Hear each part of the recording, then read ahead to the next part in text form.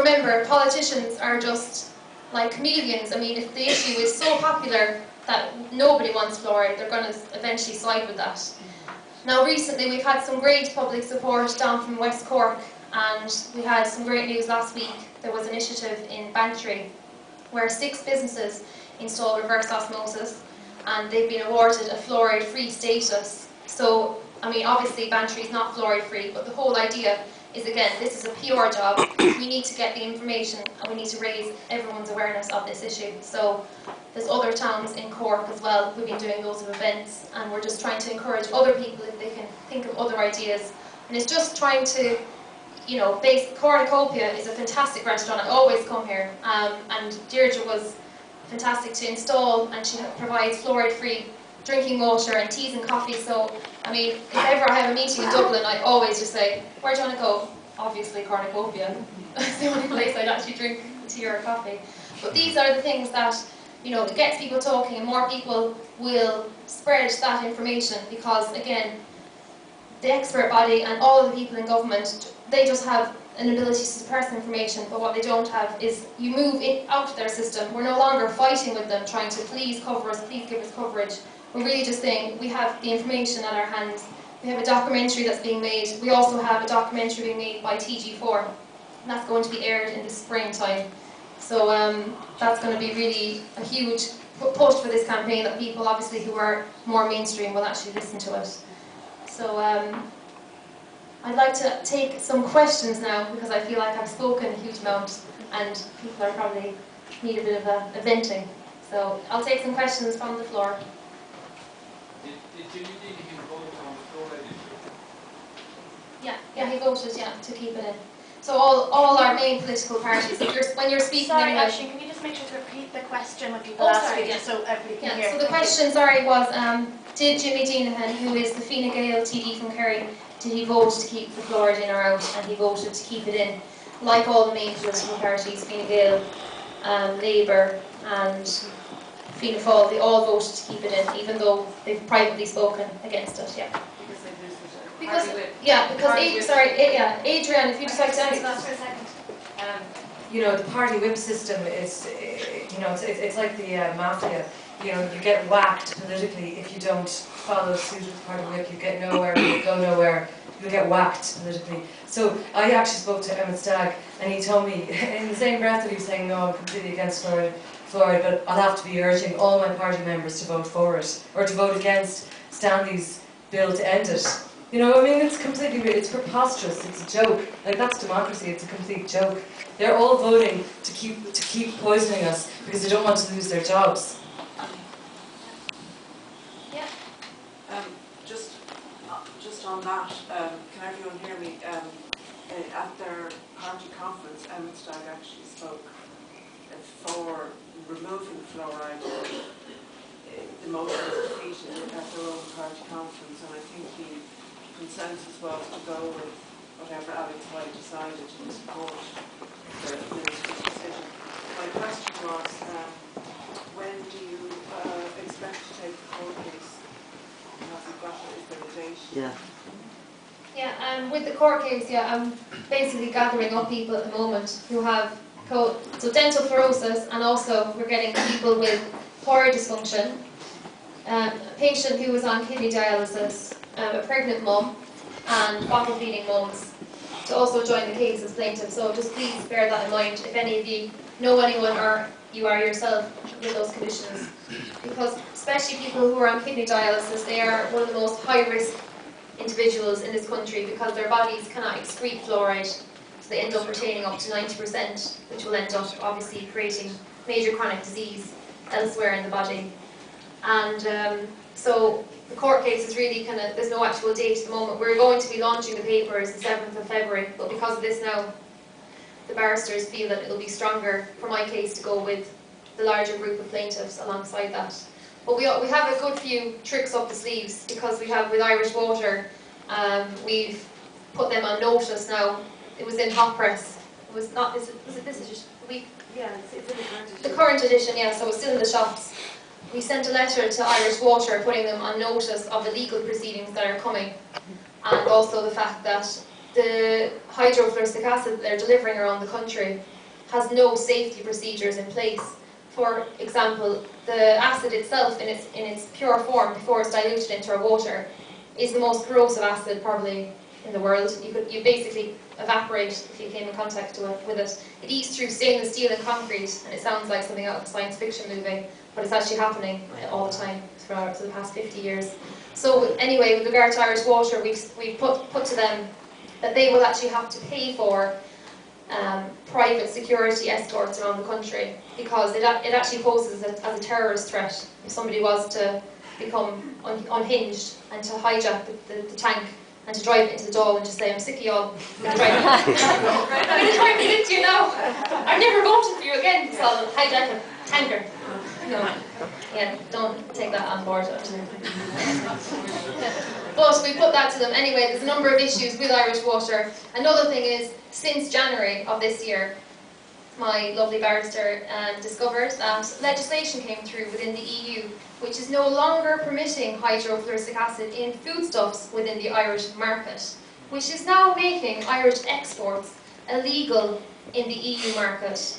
So it could be a prosecutable offence to have this unpermitted, unlicensed chemical in your foodstuffs going out.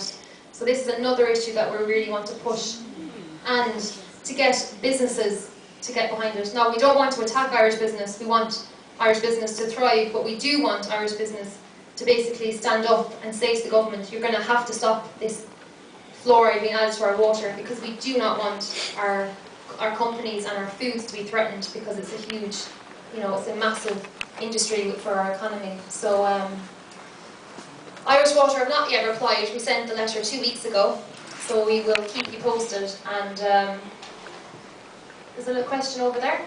When you're finished, you have another question. Yeah. What about the other 4 or 5 chemicals that are being added, like chlorine gas and hydrochloric acid? I mean, they're also toxic. What about those? Yeah. Does anybody mention those or bring them up? Or there's 4 others, 5 Yeah. others? Yeah, there's several chemicals They're in the extremely water. toxic. Yeah, we were actually recently, sorry, what was your name? Daniel. Daniel just asked about the other chemicals, the many other chemicals that they're adding chemically to our water. I have a list here if you want to see. Yeah, so like, for example, the most common one we all know, chlorine. Our water smells usually like a swimming pool. These are all issues that we have also brought up, and we spoke to Declan about this because he's our consultant scientist, and he said the money that Irish Water was given by the taxpayer, was it 85 million, could have actually cleaned up our whole water supply. We could have used that money to treat our water non-chemically with UV light or ozone therapy. So we could have converted safely. And we need to be moving towards non-chemically treated water. But obviously we're just taking up the fluoride issue, but that's something to consider. I mean, that's what we want to work towards, having safe, completely chemically free water. But the fluoride poses the greatest danger, and it's the hardest to filter as well. So one step at a time. That's not very straightforward question, but are there any other countries in the EU that have any level of fluoride in the water still? Oh, yeah. There's 10% of the UK, it's around the Midlands and Birmingham, and the Basque region of Spain. They're the two in Europe. Yeah. Are there campaigns in those areas as well? There will be, yeah. Like there was, I was over at a campaign in Southampton last year, and they were threatening to fluoridate Southampton, even though like Southampton, the whole thing was dental health. They keep pushing it. As Adrian said, it's industry trying to get rid of their waste. It's coming from a byproduct of the fertilizer industry. So they keep pushing, and there are campaigns established in those areas, and they're unfortunately, they're really depending on more awareness being raised, because in their areas, again, it's just the same issue with people thinking that it's great for their teeth, and it's hard for them to actually get it out. But it's interesting how the Basque region as well, notoriously rebellious people also. Well, they're sovereign as well, like the Irish. Yeah. That's one of the reasons why is that they're born sovereign. Yeah, I'll just take the question here.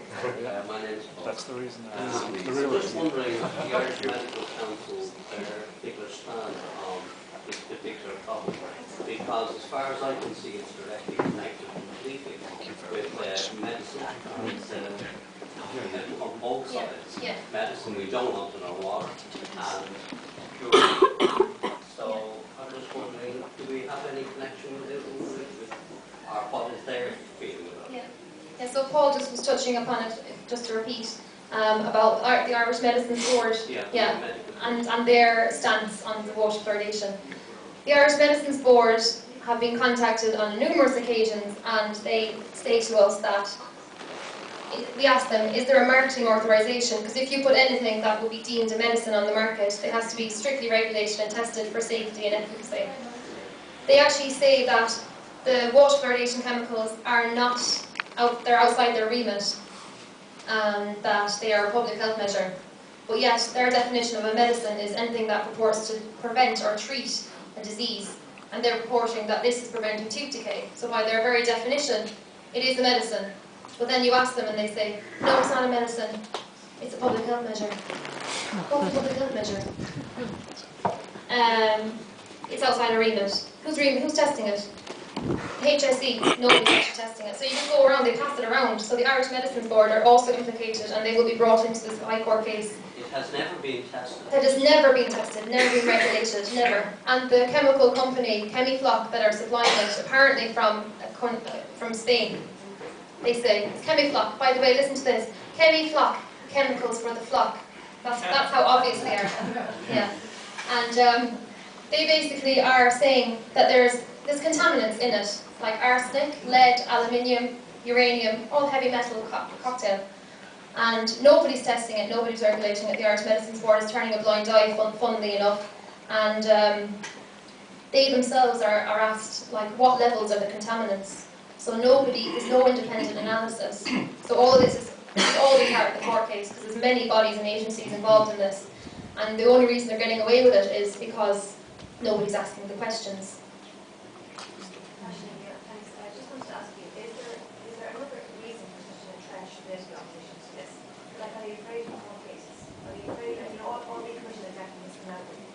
Amazing, and I even think the answer that was published this week in the numerous officer. Are they afraid of Nancy court cases getting confusing with compensation? I mean, that's is there any way of doing it in such a way that they would just say, right, there's no good proof, it's not good enough, Yeah. and then stop. If you can actually prove it's bad, it just leaves it open to so much litigation. Oh, I know, yeah. I think that the whole issue with, are they afraid of litigation, is that why they're trying to hide and not stop this policy? I think there is an element of, there is an issue with potential litigation cases, but I also think that, yeah, they're just afraid to lose face. You know, that's the political opposition is something I want to look into more, because that's the real problem. But I think there's a small coterie of mainly dentists whose careers have been, you know, resting upon this, but also they get a lot of money for this. Like if you follow money, they're getting research grants. Millions and millions. While that debate was raging about in 2002, while the government was busy suppressing the report on the fact that Irish babies are definitely being poisoned, Dennis O'Mullane, who's now on, I think he's the chairperson now of the Irish expert body, he received a grant of between up to 1 million, you know, to look into the safety and effectiveness of you know, fluoride in children's teeth. So there's that, you know, there's a small group of people who are forcing us all to continue doing this. And that's why I think we really need to find out who they are and what they look like, and start directing, letting them know that we know who they are, you know. Yeah, but that report in the Lancet not swayed hugely.